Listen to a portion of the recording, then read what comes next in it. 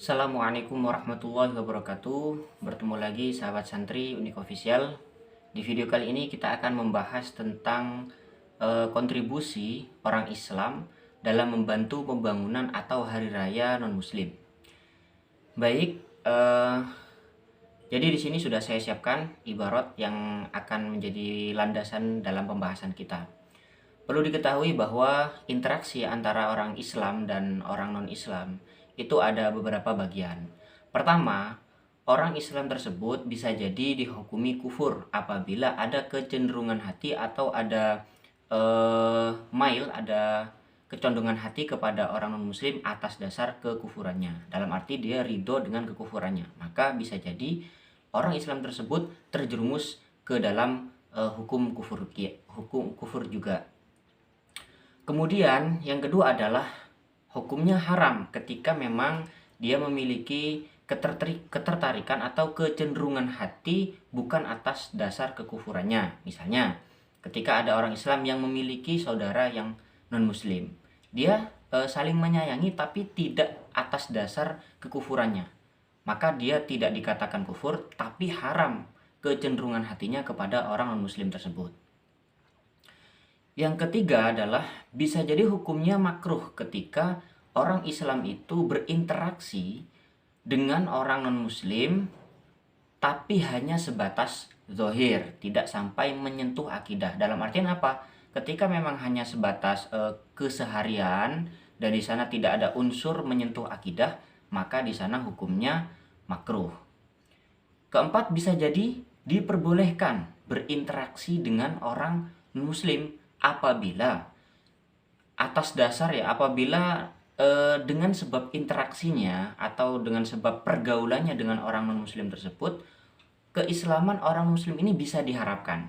Jadi sebab ia berinteraksi ya dalam misalnya kesehariannya, karena akhlaknya atau karena keilmuannya atau karena kecerdasannya atau karena kebaikannya, sehingga orang non-muslim tadi bisa diharapkan untuk masuk Islam, maka di sini diperbolehkan. Lah, namun kan kebanyakan orang yang bisa melakukan kategori keempat ini, bisa memasukkan atau memualafkan orang non-muslim itu kan ketika memang sudah memiliki kapasitas tersebut, baik dari kealimannya dalam pembimbingan orang non-muslim masuk Islam atau akan kebaikan atau akhlaknya. Jadi untuk orang awam, saya sarankan untuk berhati-hati dalam menjaga akidahnya, karena ya ini sangat berbahaya begitu, sangat berbahaya. Orang yang bisa melakukan keempat ini, pembimbingan atau binaan kepada orang muslim sehingga dapat masuk Islam, itu ketika memang sudah kapasitasnya, bisa jadi kiai, ulama, ustadz atau semacamnya. Ketika memang kita orang biasa, orang awam, ya sebaiknya kita hanya sebatas zahir, pun itu pun makruh.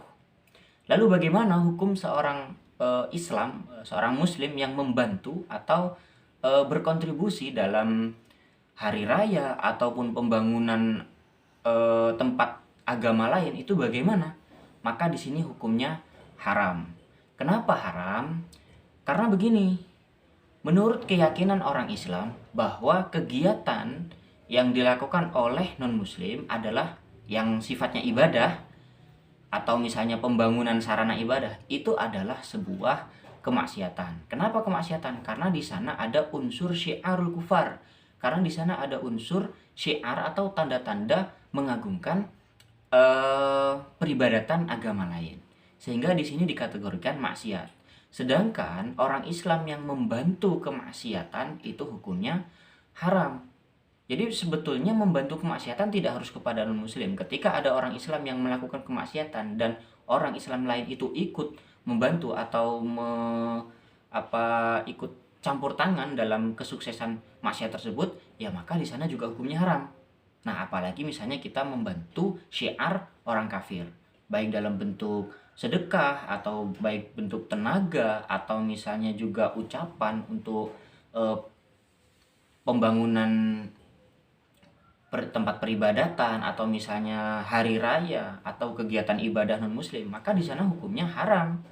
Ini selaras dengan ibarat yang ada di kitab Is'adur Rafiq. Termasuk dari maksiat badan adalah al-i'anatu 'alal maksiyah, yaitu membantu kemaksiatan. Ai ala maksiatin min ma'asillahi biqaulin au fi'lin au ghairihi, yaitu membantu kemaksiatan baik dalam bantuannya bentuk ucapan, bentuk perbuatan atau bentuk yang lain. Misalnya kita membantu dengan cara menyumbang, atau misalnya kita membantu dalam bentuk jasa tenaga, menjadi tenaga pekerjanya atau menjaga tempat peribadatannya atau semacamnya. Itu termasuk membantu kemaksiatan karena membantu kelancaran dari kemaksiatan menurut kita ya, menurut orang Islam ya, membantu kemaksiatan yang dilakukan oleh orang non muslim. Sehingga di sini dikatakan dihukumi haram. Lalu batas keharamannya seperti apa? Maka summa in kanat al maksiatu kabiratan kana al i'anatu 'alaiha kadzalika. Ketika bentuk kemaksiatan yang dibantu itu adalah maksiat yang berdosa besar, maka ya hukumnya juga sama, yaitu mendapatkan dosa besar juga. Ketika kemaksiatannya yang dibantu adalah bentuk dosa kecil, maka juga kontribusi yang dilakukan oleh orang lain juga berhukum hal yang sama. Sehingga di sini kita perlu mewanti-wanti. Jadi memang dalam akidah Islam itu adalah lakum dinukum waliyadin. Jadi orang muslim itu dalam kitab Sulul Taufik itu diwajibkan untuk menjaga akidahnya. Jadi ini bukan bentuk sebagai toleransi, tidak toleransi, tidak, intoleran, tidak. Tapi memang dalam akidah yang diajarkan untuk umat muslim adalah demikian. Ya tadi, antara hukum 4 tadi. Bisa jadi kufur ketika memang dia ridho dengan kufurannya. Bisa jadi haram ketika dia tidak ridho, hanya saja memang ada kecenderungan hati. Bisa jadi makruh apabila bentuk interaksinya hanya sebatas zahir atau kegiatan keseharian. Bisa jadi boleh apabila memang orang tersebut memiliki kapasitas untuk membimbing, untuk berkontribusi dalam keislaman orang non muslim tadi, dalam memualafkan atau memasukkan orang non muslim tadi ke dalam agama Islam. Sedangkan kapasitas yang keempat ini tidak dimiliki oleh semua orang. Jadi hukum boleh untuk berinteraksi kepada orang non muslim itu mungkin bisa terrealisasikan oleh orang-orang tertentu saja. Bisa jadi ustadz karena memiliki kapasitas ilmu, karena memiliki kapasitas kedudukan, atau misalnya kiai, ulama yang memiliki hal yang sama, memiliki ilmu, kecerdasan, kemudian kedudukan yang agung sehingga bisa mendorong keislaman seseorang. Atau misalnya begini, bisa jadi orang biasa pun bisa berinteraksi dengan hukum boleh apabila misalnya ada orang kafir yang ingin menyerang, maka kita boleh melobi dengan cara kita misalnya interaksi berteman. Kita berteman supaya kita daf'u doror, supaya kita tidak disakiti. Atau misalnya supaya keluarga kita tidak disakiti oleh orang non muslim tersebut. Maka di sana boleh. Nah, ini perlu dipahami. Jadi hukum berinteraksi itu boleh apabila satu, kita bisa mengambil kemanfaatan. Dengan cara apa? Misalnya orang Islam tersebut gara-gara kita itu bisa masuk Islam, maka di sana boleh.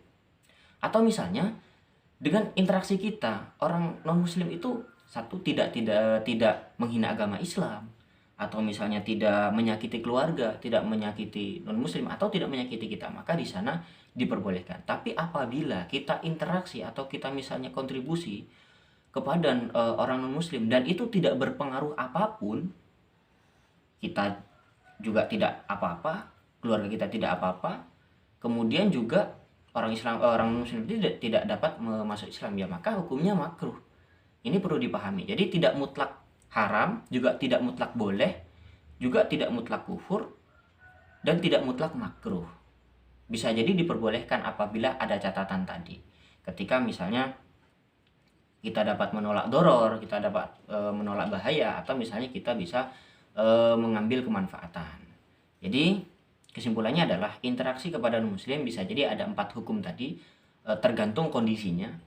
Kemudian untuk membantu pembangunan, membantu terrealisasinya hari raya non muslim, kemudian juga membantu pembangunan peribadatan non muslim, maka di sana hukumnya tetap haram. Kenapa demikian? Karena hal tersebut dianggap membantu dalam merealisasikan kemaksiatan. Jadi demikianlah yang bisa kita kaji. Assalamualaikum warahmatullahi wabarakatuh.